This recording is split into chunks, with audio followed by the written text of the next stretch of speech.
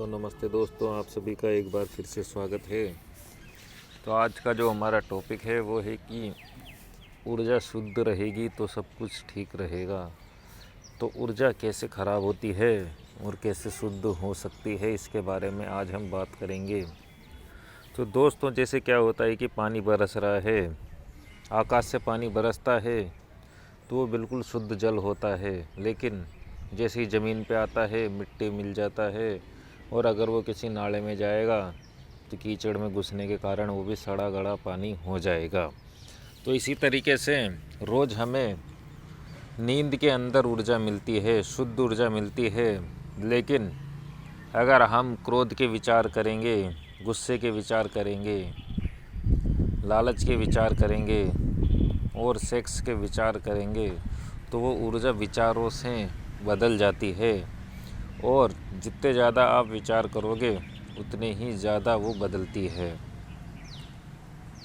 तो फिर अगर वो गुस्से के ज़्यादा विचार करेंगे तो हमारे अंदर गुस्सा ही गुस्सा भर जाएगा। गुस्सा क्यों भरेगा? क्योंकि हमने विचार गुस्से के करे हैं, हम विरोध कर रहे हैं किसी चीज़ का कि हम जो चाहते हैं वैसा हो, लेकिन ऐसा होता नहीं है कि जो हम चाहते हैं वैसा ही हो। तो इसलिए क्या उपाय है, क्या किया जाए? तो इस तरीके से ऊर्जा दोस्तों अशुद्ध हो जाती है। विचारों के माध्यम से गलत विचार करेंगे तो ऊर्जा अशुद्ध हो जाती है। तो इसी कारण दोस्तों, पुराने जो लोग थे वो अपनी ऊर्जा को शुद्ध रखने के लिए जंगल भाग जाते थे, क्योंकि वहाँ पे उन्हें कोई भी गुस्सा दिलाने वाला नहीं मिला और वो खुद को शुद्ध रख पाते थे और ज्ञान प्राप्ति के बाद वापस आ जाते थे। तो ऐसा तो हम कर नहीं सकते हैं कि जंगल पहुंच जाएं, तो इसके लिए थोड़ा बहुत उपाय तो हम कर ही सकते हैं। तो दोस्तों, ऊर्जा को शुद्ध रखने के लिए आपको 24 घंटे ध्यान रखना पड़ेगा। ध्यान ये रखना पड़ेगा कि आप के अंदर जो भी विचार आ रहे हैं वो कैसे आ रहे हैं, आपको ये नज़र रखनी पड़ेगी। कुछ चीज़ आपके अंदर विकसित होगी फिर, और आपको अधिकतर सांसों पे ही रहना पड़ेगा, क्योंकि सांसों पे दोस्तों ना कोई विचार है, कोई विचार नहीं रहता सांसों के ऊपर, और सांसों के थ्रू ही, सांसों के माध्यम से ही आदमी नींद में जाता है, और हो सकता है आदमी मरेगा भी तो सांसों के माध्यम से ही जाता है। कोई अलग ही लोक है जिसमें आदमी सांसों के ध्यान रखने से उस लोक में पहुंच जाता है। तो नींद में हम जब जाते हैं तो हम उस लोक को मान सकते हैं कि वो लोक एक नींद का लोक है, लेकिन हम सोते तो रोज़ ही है, लेकिन हमें खुद को ही पता नहीं रहता हम कहाँ चल जाते हैं। और ताज्जुब की बात ये है कि जैसे मान लो अगर कोई 10 घंटे सोता है और सुबह भी वो 10 घंटे जीता है, तो 10 घंटे में उसे 10 बार तो पानी पीना पड़ेगा, 10 खाना खाना पड़ेगा 2-3 बार, और बहुत सारे उटपटांग काम उसको याद आते रहेंगे।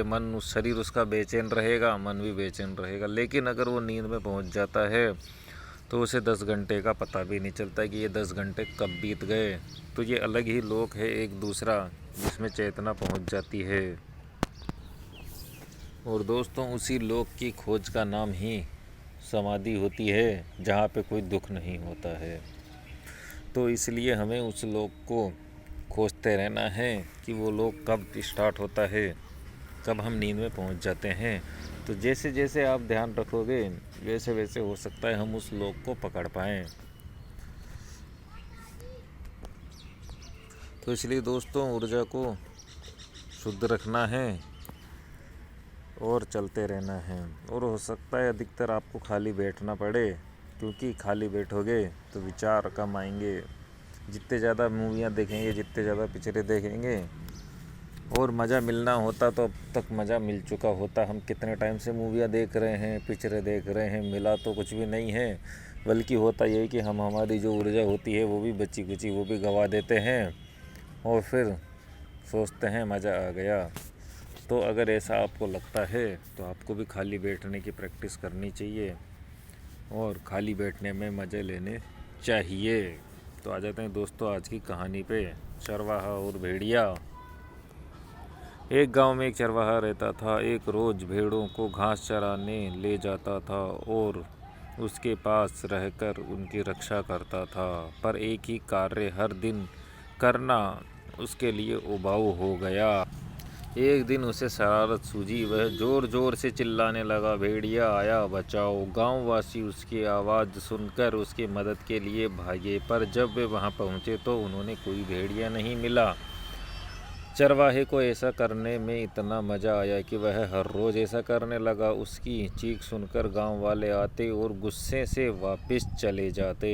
एक दिन एक भेड़िया ने भेड़ों पर सचमुच हमला कर दिया। चरवाहा डर के मारे जोर जोर से चिल्लाने लगा, बचाओ बचाओ, भेड़िया आया। पर सबको लगा कि वह इस बार भी झूठ बोल रहा है और उसकी मदद के लिए कोई नहीं आया। भेड़िया कहीं भेड़ों को मारकर खा गया। नैतिक शिक्षा मिलती है, कभी झूठ नहीं बोलना चाहिए, वरना लोग आप पर विश्वास करना बंद कर देंगे।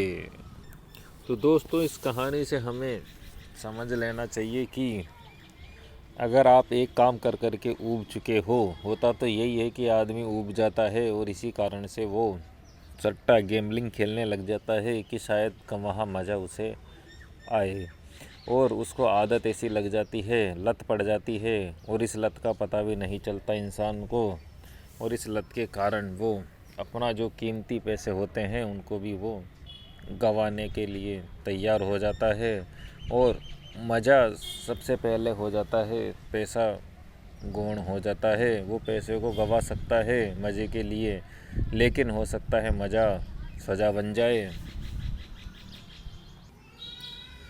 और दोस्तों, मज़ा सज़ा तभी बनती है जब आप उसमें कंटिन्यू लगे रहोगे, कंटिन्यू खेलोगे तो वो मज़ा आना बंद हो जाता है। कोई भी काम हो, वो आप कोई सा भी गाना जो आपको अच्छा लगता है, आप उसको 100 बार सुनो, 50 बार सुनो, तो वही गाना आपको ख़राब भी लगने लग जाएगा।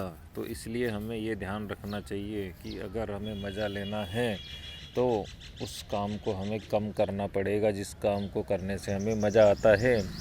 आप डेली करो उस काम को, लेकिन बहुत कम। तो यही है एक रास्ता गैम्बलिंग में भी, कि हम कंट्रोल के साथ 1-2 बेट खेलें और जो हमारे लिमिट है उस हिसाब से ही खेलें।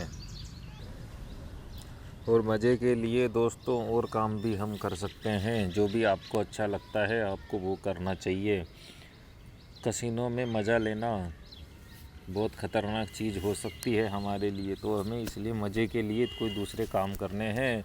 और अगर गैम्बलिंग भी खेलनी है तो आप टारगेट के साथ, लिमिट के साथ, जो भी आपके नियम हैं उनके साथ आप खेलो। और आपको अपने से सच्चा रहना पड़ेगा, झूठ नहीं बोलनी पड़ेगी। जैसे कि इसने झूठ बोला कि भेड़िया आया, तो इससे क्या हुआ, गांव वालों का विश्वास टूट गया। वो गांव वाले कौन हैं? वो गांव वाले आपके विचार ही हैं, लेकिन होता उल्टा है। जैसे आप झूठ बोलते हो तो गांव वाले आ जाते हैं, और वो गांव वाले क्या करते हैं, हमारा पूरा जो भी विल पावर होती है उसको ख़त्म कर देते हैं।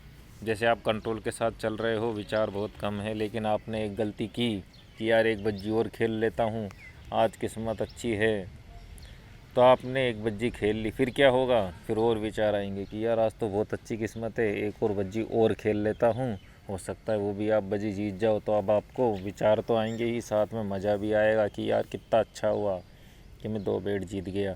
तो फिर आप रुक नहीं सकते, फिर आप रुक नहीं पाओगे, और फिर आपने खुद को धोखा दे लिया। और हम खेलते खेलते पता ही नहीं चलेगा कब हमारा अमाउंट बढ़ के वापस से 0 हो जाएगा, और हार पे हम रुक नहीं पाएंगे। तो इसलिए जितना ज़्यादा हो सके उतना ज़्यादा हमें रुकने की प्रैक्टिस करनी चाहिए। जितना ज़्यादा गैप लगेगा दोस्तों, उतना ही आपका कंट्रोल मजबूत होगा। जितना ज़्यादा आप गैप दे सकते हो उतना आपको गैप देना है। ज़्यादा से ज़्यादा आप कम से कम आप दोस्तों 10 दिन का गैप, और ज़्यादा से ज़्यादा 21 दिन का गैप, बस 21 दिन के गैप के बाद आपकी नॉर्मल ज़िंदगी हो जाएगी, वापस से आप स्टार्ट कर सकते हो, लेकिन लिमिट के साथ। तो आज के लिए इतना ही दोस्तों, मिलते हैं अगले वीडियो में।